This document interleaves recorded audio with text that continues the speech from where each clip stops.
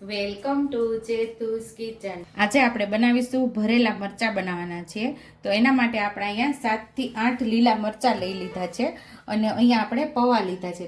ઘણીવાર તમે ભરેલા લીલા મરચાં બનાવ્યા હશે, પરંતુ આજે આપણે પૌવા ભરીને આપણે લીલા મરચાં બનાવવાના છે। તો તમને એમ થશે કે કઈ રીતે, પણ તમે આગળ જોશો ને આખી રેસીપી જોશો તમને ખ્યાલ આવશે કે કઈ રીતે આજે આપણે બનાવવાના છીએ। તો અડધા કપ જેટલા આપણે અહીંયા પૌવા લીધા છે અને અહીંયા લીલું લસણ આપણે સુધારી લીધું છે, લીલા ધાણા સુધારી લીધા છે।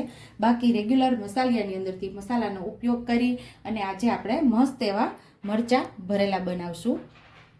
પહેલાં આપણે પૌવાને સરસ ધોઈ લેશું, 2-3 પાણીથી એકદમ જેવા આપણે ચોખ્ખા ધોઈએ ને એવી રીતે આને સરસ ચોખ્ખા ધોઈ લેવાના છે। એકદમ મસ્ત એવા ક્લીન થઈ જાય ને ત્યાં સુધી આપણે પૌવાને ધોવાના છે, ડોળું પાણી ન નીકળવું છે। એટલે મસ્ત એવા પૌવાને આપણે ધોઈ લેશું। પહેલાં અહીંયા આપણે પૌવા સરસ ધોઈ લીધા છે અને થોડું અંદર પાણી રાખેલું છે, એટલે મસ્ત એવા પૌવા એકદમ સરસ પલળી જાય ને પૌવાને આપણે સાઈડ ઉપર રાખી દેશું। હવે આપણે મરચામાં ઊભા કાપા કરી લેવાના છે।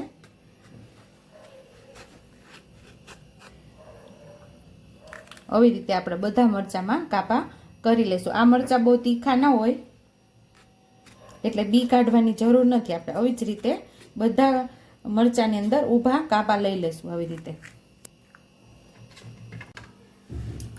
મરચામાં આપણે મસ્ત એવા કાપા પાડી લીધા છે અને હવે આપણે પૌવાને લઈ લેશું અને સરસ આપણે આને ચોળી લેશું। આવી રીતે જો મસ્ત મિક્સ થઈ જાય છે આપણા પૌવા।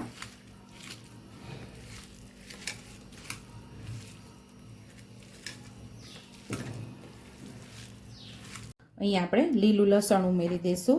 તમારી પાસે લીલું લસણ ન હોય તો સૂકા લસણની પેસ્ટ બનાવીને પણ ઉમેરી શકો છો। અને અહીંયા આપણે લીલા ધાણા ઉમેરી દઈશું।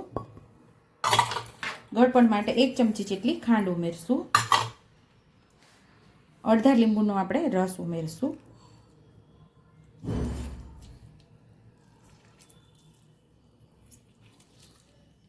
આ મરચાં તીખા ન હોય એટલે 1 ચમચી જેટલું લાલ મરચું પાવડર ઉમેરશું।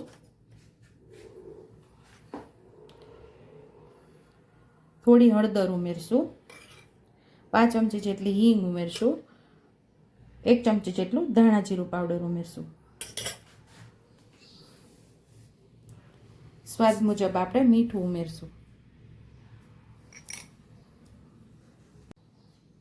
અહીં આપણે 1 ચમચી જેટલું તેલ ઉમેરશું। બધો મસાલો એકદમ સરસ મિક્સ કરીને આપણે ભેળવી લેવાનું છે પૌવા સાથે।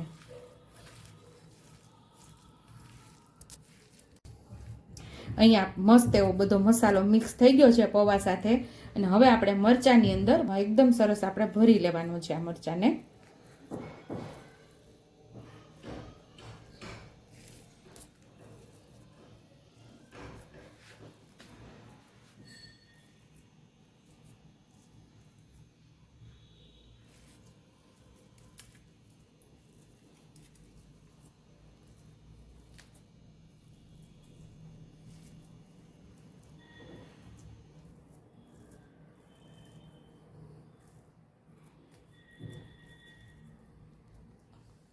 આવી રીતે બધા મરચાંને આપણે ભરી લેવાના છે।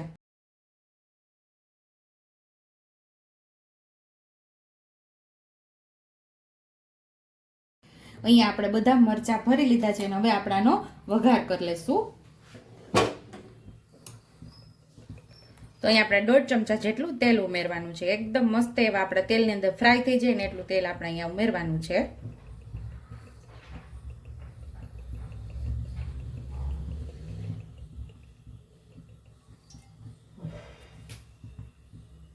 આપણું તેલ સરસ ગરમ થઈ ગયું છે તો અડધી ચમચી જેટલી રાઈ ઉમેરશું। અડધી ચમચી જેટલું આપણે જીરું ઉમેરશું।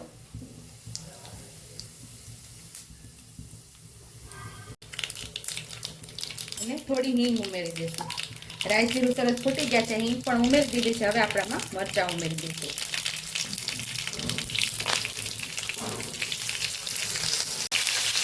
આવી રીતે તમે ક્યારેય મરચાં ભરેલા બનાવ્યા નહીં હોય, તમે ચવાણું ભરીને પણ બનાવ્યા હશે અને ચણાનો લોટ ભરીને પણ બનાવ્યા હશે।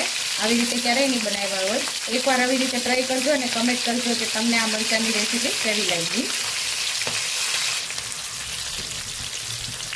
મરચાંને ફેરવતા ફેરવતા બધી સાઈડથી આપણે એને સરસ સાતળી લેવાના છે, એકદમ મસ્ત પાકી જાય ને ત્યાં સુધી આપણે એને ફેરવીને બધી સાઈડથી સાતળી લઈશું. અહીં આપણે 1 મિનિટ ઢાંકીને થવા દીધા હતા, તો હવે આપણે એને જોઈ લઈશું. તો મસ્ત એવા આપણા મરચાં ફ્રાય થઈ ગયા છે, પાકી પણ ગયા છે. હવે એને આપણે ડીશમાં સર્વ કરી લઈશું. તો તૈયાર છે અહીંયા આપણા ટેસ્ટી એવા ભરેલા મરચાં.